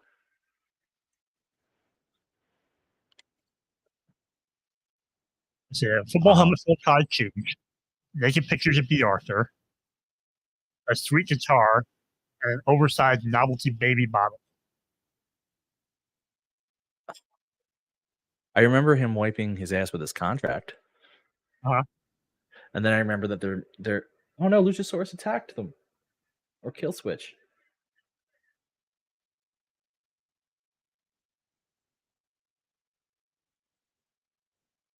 And then I remember their instruments weren't plugged in, so they refused to play. Mm-hmm. And then I remember at the end of the movie, Steve Buscemi's character was like thrusting with his guitar, and Brent Fisher's like, "What are you doing?" Look, and he's, yeah. Oh no, it was I think it was Adam Sandler's character. Yeah, so they're in jail and they're playing the convicts. Yeah. How can you focus on? I like this. Where is it? Wags. How can you pluralize the Lone Ranger? It's just so good. It's a good movie. Funny. That was a Comedy Central movie. That, The Scout, TCU. Mm-hmm. Trying to remember the others. There was a few of them that I know I watched a lot on Comedy Central. I will say, I kind of wish Netflix, Hulu, any of these could incorporate a little bit of the old cable system. Like, obviously still be what they were, but have like a random live comedies channel, have a random live whatever. So that's because sometimes it might just be fun to be like I know you have cable. If you have cable, you can do that still. And I've done that. But it's one of the reasons like not getting rid of cable type deals. Like it is sometimes fun to just go see what's on TV. Like something I wouldn't have thought to watch, but here it is.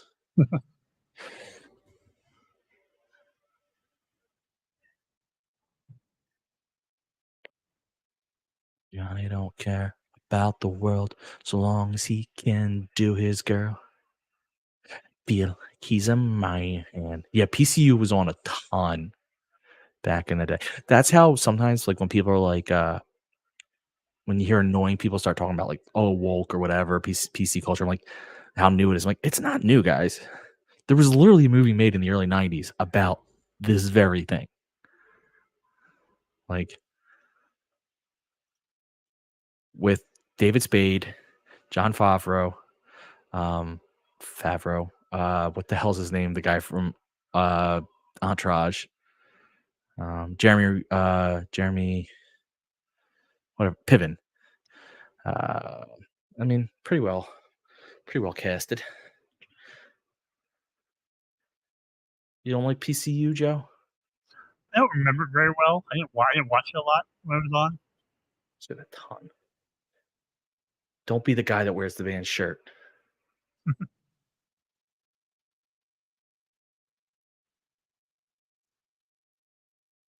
Trying to think, there's some other movies that were like that. That's also why I claim you're probably part of this generation. I mean, I know you're part of this generation. I'll say probably. I just don't know if you watched it. But my generation, a couple years older than me, is the first generation that you know how like they always said kids have have an SNL cast like their favorite, and it's the one when you were a kid. Mm-hmm. Like, well, we were the first that had at least two because you had the one that was going live, which was Will Ferrell and all them, but you also had what Comedy Central was playing, and oftentimes they played the Chris Farley, Adam Sandler. So like you basically had a whole decade of Saturday Night Live casting, which is unusual. You don't normally like. I watched. And I sometimes watched. they'd even go older. I watched- What? I mean, I grew up with both their cats live, though. I didn't. Oh, I mean, I did, but I wasn't watching them. I watched the old like Farley, Mike Myers, Dan Carvey stuff, like the way. Yeah, I didn't get to see that until I was old. Like they were off TV. Oh, I watched that. I figure I was 10 in 97. I was not. So most of those guys were phased out by then. And you had the Will Ferrells and the Chris Kattanson by that point. Oh, So I was watching. I was 97, I was 15. So I had like juvenile humor. Yeah, so you would see that. Yeah. So I had like Will Ferrell, Chris Kattanson. What I mean by SNL cast is like everyone's favorite is always the one they saw when they were like 10 to 13. Usually. And I saw two casts simultaneously at that point. Which makes it hard for me to identify which one is my favorite. Will Ospreay, one of my favorites. He's not on my TV yet, so no. Now he is. I hope he sticks around in the U.S. for another week. I really would like. Oh, that's right. You're colliding. I'm colliding live. You're a collider. You ain't gonna give up. You ain't gonna stop. You're gonna collide harder.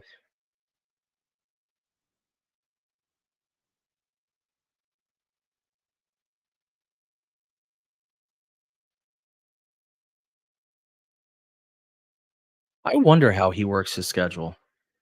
And I feel like he does a few weeks on and then you go back. Wags doesn't want to say how old he was in 97. I'm going to assume you were 33.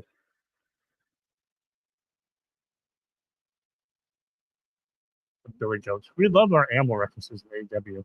Wolves, Billy Goats, dragons, Clam diggers. land diggers. That's not really an animal reference, but still. I guess we're all animals. Lord Kev was either 17 or 18 in 97.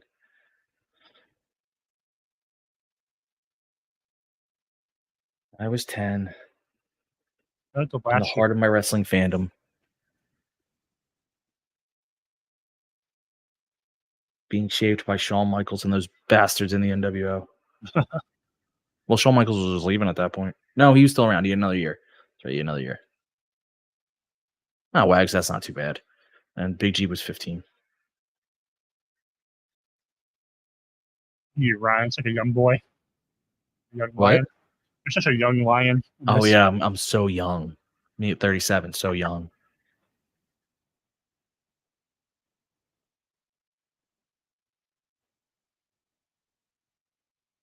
Should be a fun match. 2LT was 12. Who's Alex Windsor?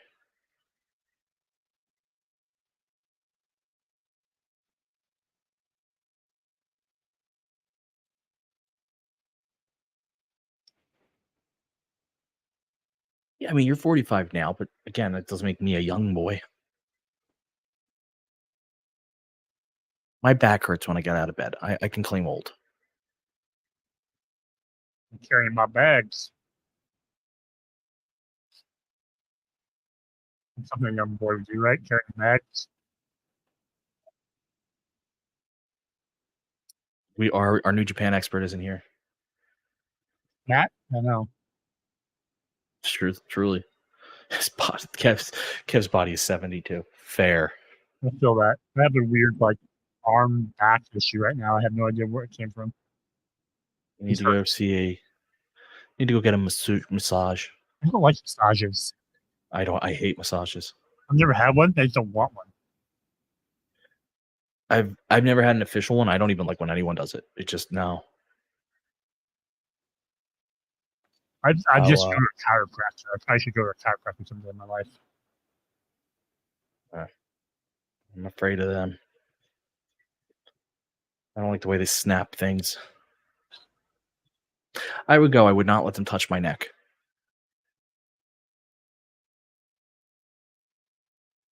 Alex Windsor is a female wrestler. Okay.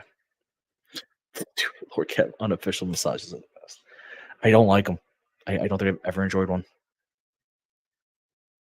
But I wouldn't let them touch my neck. I don't like when they do that neck crack at a chiropractor. Mm-hmm.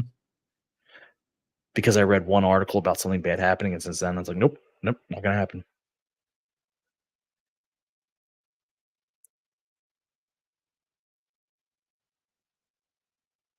Yeah, I feel like it's like I have to keep going again and again because like once you get the first adjustment, I feel like it's like go back and keep doing it over and over again. Yeah, like that's. I don't need to be sucked into that cycle.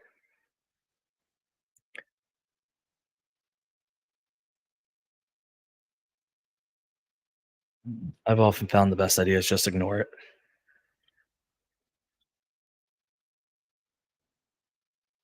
Two very different styles here in the ring.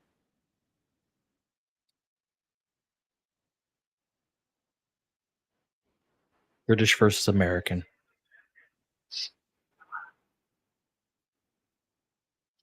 The story is old as time.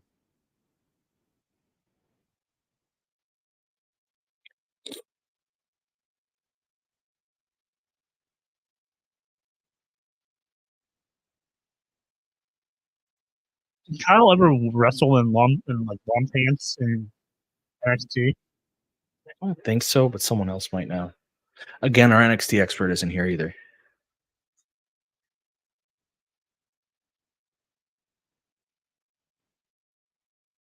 My memory and knowledge is for very obscure things that rarely have to do with wrestling. We're asking for wrestling questions. I got nothing for you. I'm waiting for this match to switch into Ospreay starting to go into more high flying stuff. Like right now, he's grounding it with Kyle. Mm-hmm. I figured it'd be kind of But- similar to his match with Robbie. Yeah, that's true. You can say you're old. Listen, my joints do sound like that. So, Kev, did he wrestle in Long Boys?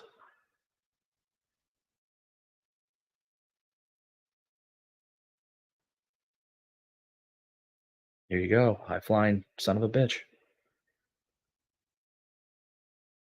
See, that's what he's got to be because you're facing a ground and pound guy. Don't let that guy ground and pound you. High fly. Fly like an eagle into the future. It's a commercial for the Renee and RJ City show. I'm kind of surprised they don't watch a match of their own.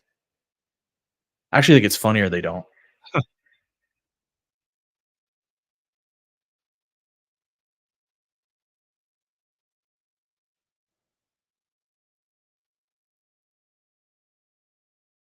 I figured he always wore trunks. I wouldn't share with his Von Wagner thing for a while. Here's Cool Kyle. Cool Kyle. Screw you, Kyle. I did enjoy Kyle O'Reilly when he was on AEW explaining how he decides his air guitar mannerisms and like, you know, what call for certain strums and. He's funny. He's a very funny guy. Like, hopefully they let more of that personality come out in him because he was great on AEW.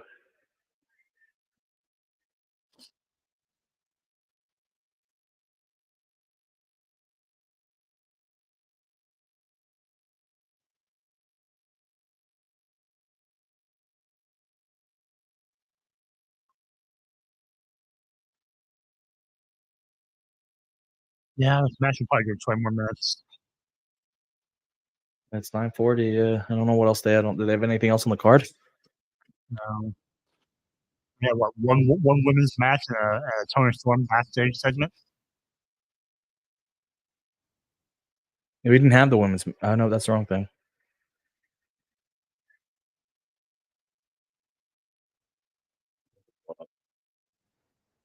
You're right. Yeah, we did. No, that's no. This is the main event. This is the main event. I feel like we could have had another women's match and like maybe we could have. We 100% could have had another women's match. Maybe not have like Cage of Agony on TV or something, you know. Even with Cage of Agony on TV, you could. I mean, this is a good match. I don't want to criticize this as a good match, but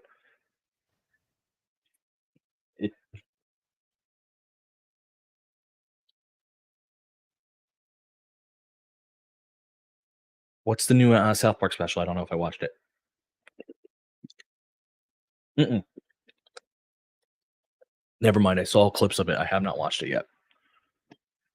I just know I saw the Lizzo joke. RJ City is a witty genius. Right now, 7,200 people watching MLW. Nice.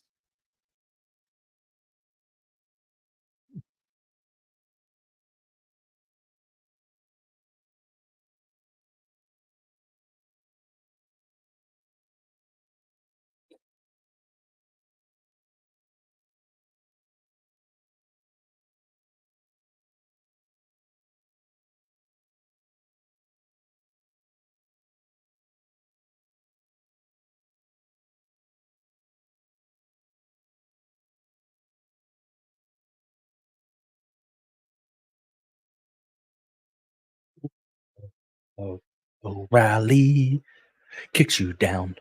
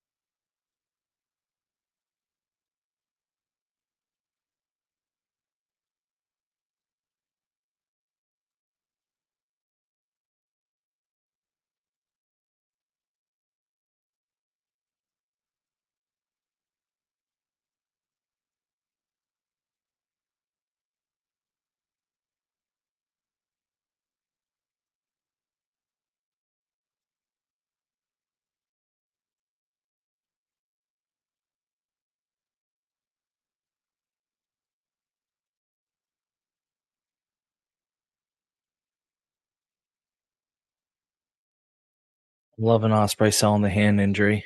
After that kick, yeah. Look at Daniel Garcia studying the match.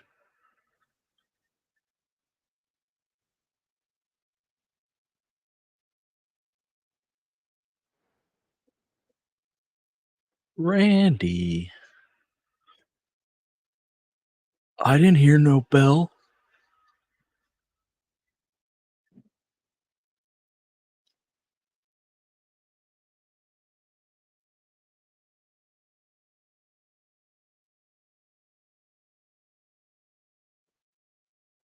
Apparently Swerve is going to say something.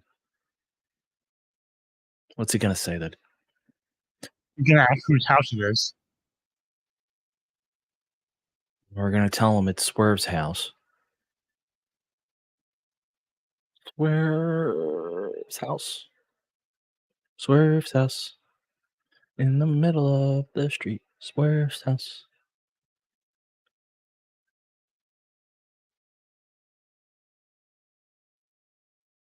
Middle of the street. Keep working that arm.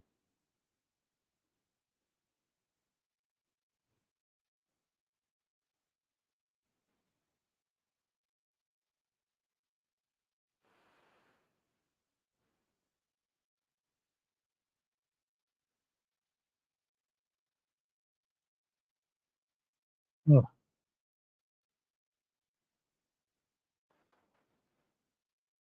I don't know what it is. Like every time I see someone do a dragon screw, it always just looks like it should hurt. Yes. Regardless if it's like well done or not, like it looks like it hurt.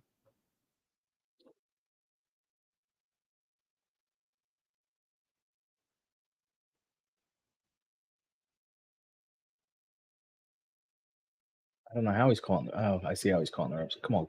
You can get out of that. You lift the rope up. You have the ability to do that. I mean, I could have got out of that. Wow. Big words from you. Yeah, it's just like you lift the rope up and you're done.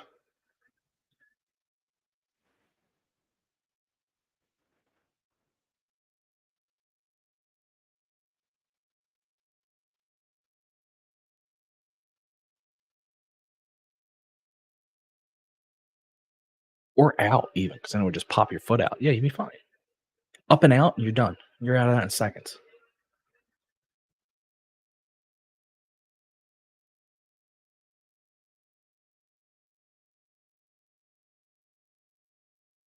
I didn't know Janai Kai was in Contra in MLW.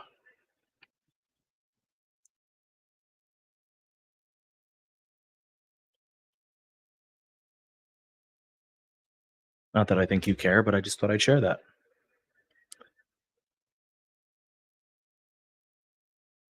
Who was that? I said Janai Kai is in Contra in MLW. I'm dual screening this. I'm mostly watching AEW, but every now and again I float over.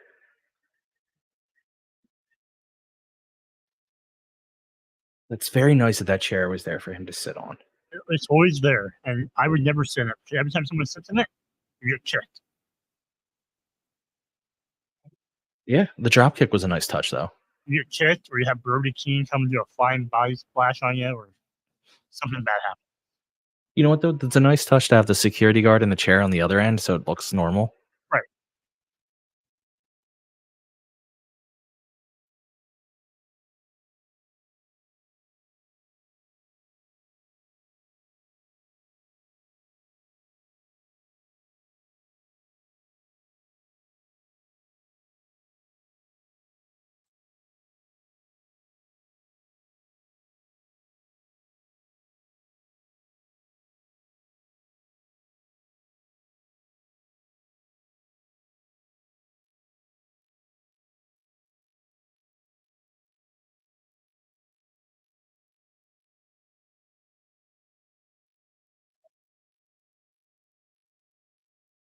I hate picture-in-picture. It's the devil. Wait, who just joined what a month ago? Oh, Janai Kai. I forgot what I was saying. Okay, that's cool. I didn't know that. That's good for her. I like her. She's very violent. Has a nice, different style offense with her kicks.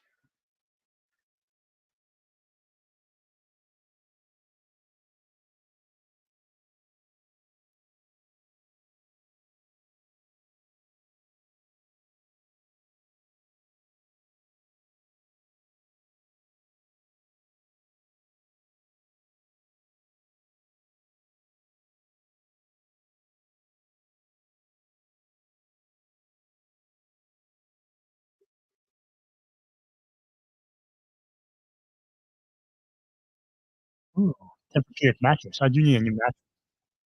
What'd you say? I saw a commercial for a mattress, a Tempur-Pedic mattress.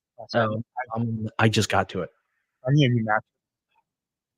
Do you? I've had it for, I feel like, 11 years, 12 years now. Yeah, you need a new mattress. I hear the purples are good,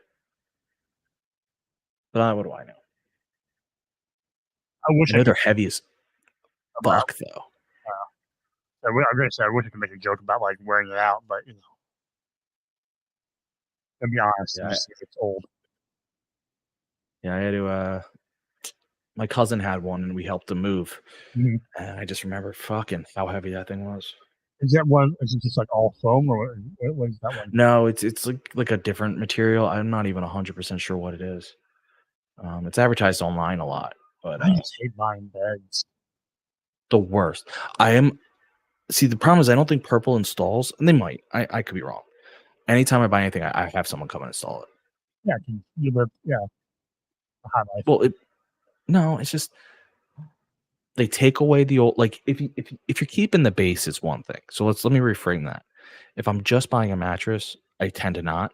But if we're putting the base together, they take the old mattress, they take the old base, they take everything, and they put in a new. I don't have to do shit.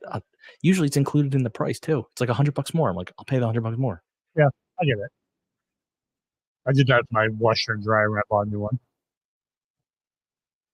If it's a lot more, I won't. But if it's relative, yeah. Like if I'm spending, I forget what mattresses are expensive. So if you're spending over $1,000 for a mattress, if you're telling me it's just $100 more and I don't have to carry it in or carry the old one out, fuck yes.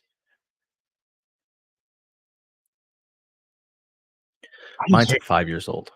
I just hate having to do the whole like Goldilocks of this bed's too firm, this bed's too soft, this bed's just right. Like they're trying all these beds that people have been laying on. It's gross to me. Yeah, I agree.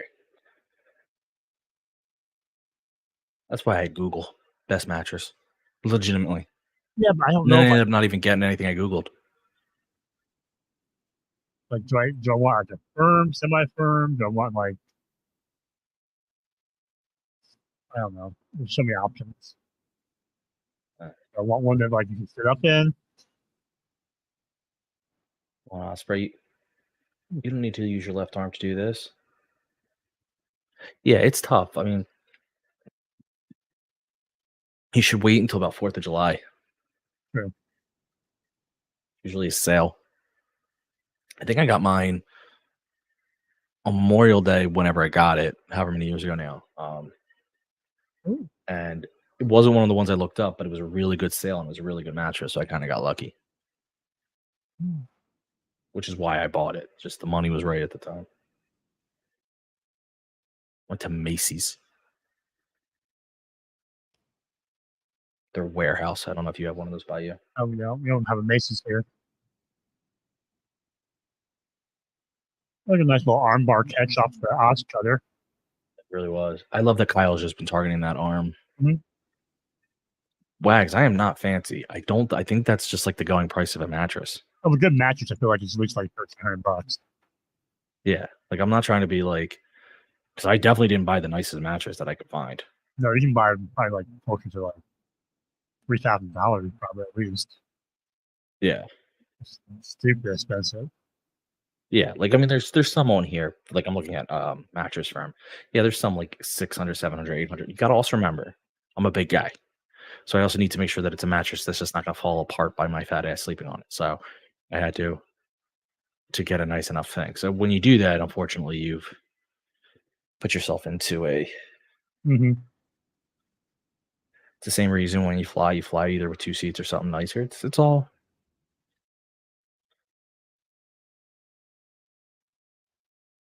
It's actually why I prefer to drive if it's possible. Just easier.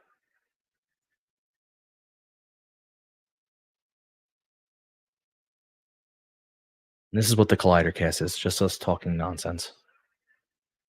But Joe, when we're not, since we have about 7 minutes left in this, when we're not talking nonsense, where can people find you? You can find me talking nonsense on social media at _Asian Joe. And then I also have a link in my bio there to read my serial review if you want to read more nonsense.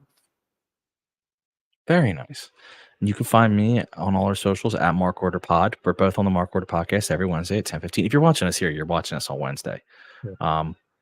Wednesday 10:15, all things all eat. Maybe 10:20 now with the fucking going over all the time. And then you can follow my history blog here for history.com at _here for history on all socials. You know what, Wags? I haven't paid that much. What? My current mattress is not that much. But I bought My first mattress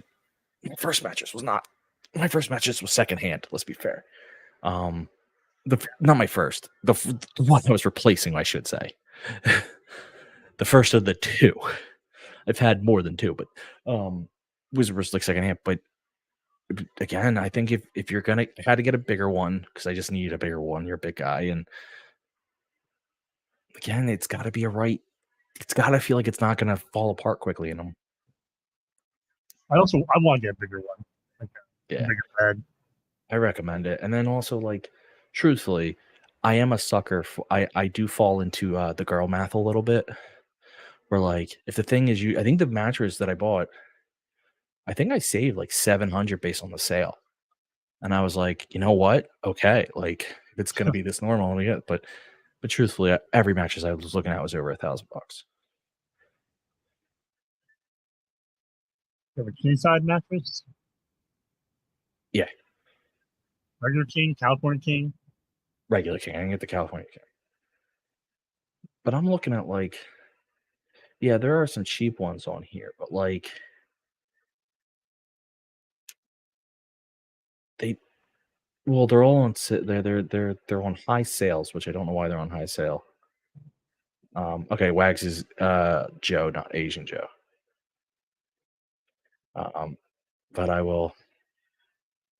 I'm telling you, man. But you're probably not a big guy. Like I don't want to speak for you, but I doubt I am a bigger guy than you in weight wise.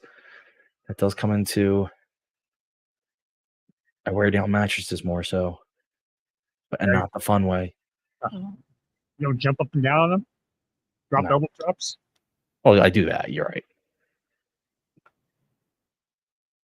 But yeah, it's just you spend your $1,000 on a mattress, and well, I also let me rephrase this. I'm talking mattress and the box spring and all with it. Mm-hmm. I don't know if that changes anything for anyone, but like I'm not talking just a mattress. I bought the whole thing because the box spring I had was shot to hell, and the new bed wouldn't have fit on the old whatever stand or whatever you call it. Really selling this arm injury. Yeah, I love it.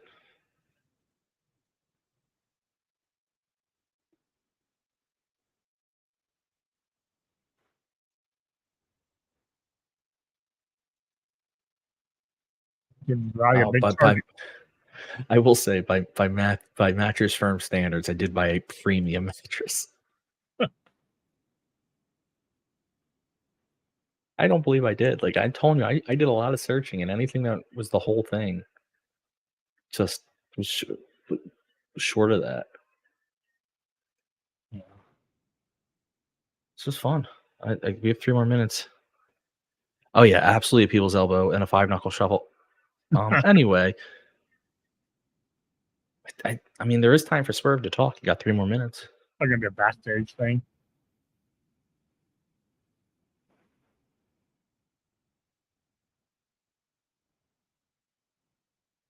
See it 2LC. Phillies with another big win tonight. They're killing it right now.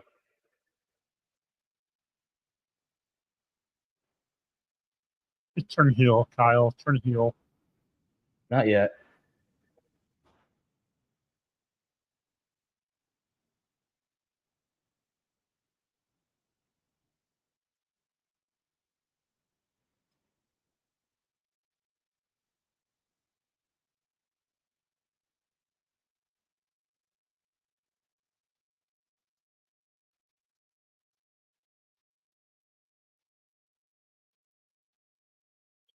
I forget. Who's your baseball team, Joe?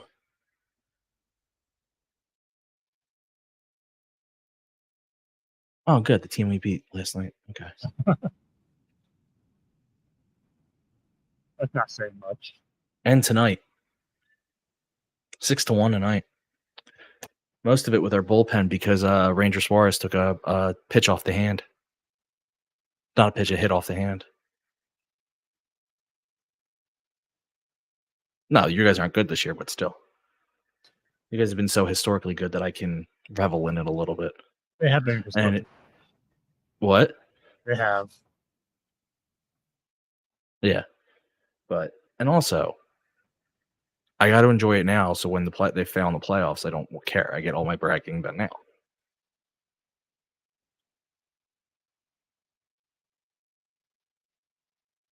Here you go.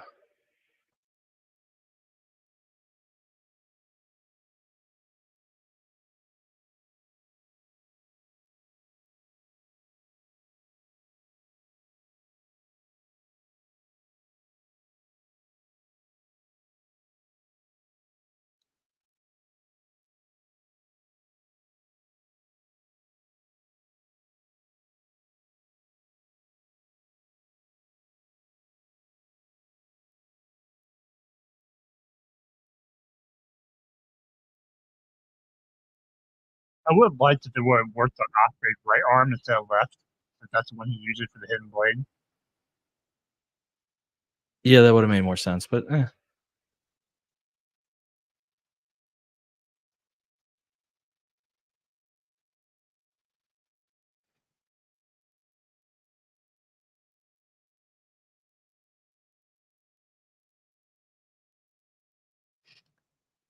just hyping up Will Ospreay. I appreciate that.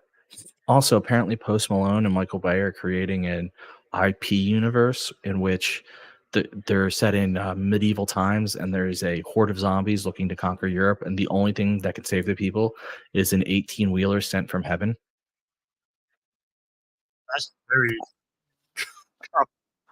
wow. Yeah, it's That is a fever dream of a movie.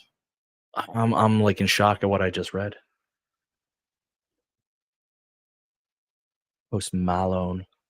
Dwarf's house. And there you go. Is it over? It is over. So we don't end at the same time. I go for a little bit longer than you. And with the overrun, it's hard to tell like how that works. Because if it ended at 10 and I was like, all right, we end at 10, we would know. But with a 1 minute overrun. All right, everyone. That was our AEW Collidercast. We thank people in the chat for hanging out. Big G Wags, aka Joe, 2 Lieutenant Colonel Photo, Scott George. I don't think I missed anyone. Matthew Hooks, actually, I would have missed him. He was with us a lot tonight. Lord Kev, thank you guys for coming around. It's always more fun when you're here. It's kind of boring if it's not. So we appreciate it. And with that, I am going to walk you through what I do. Turn. You know what? I'm going to do this a little differently tonight. Oh. Outro first.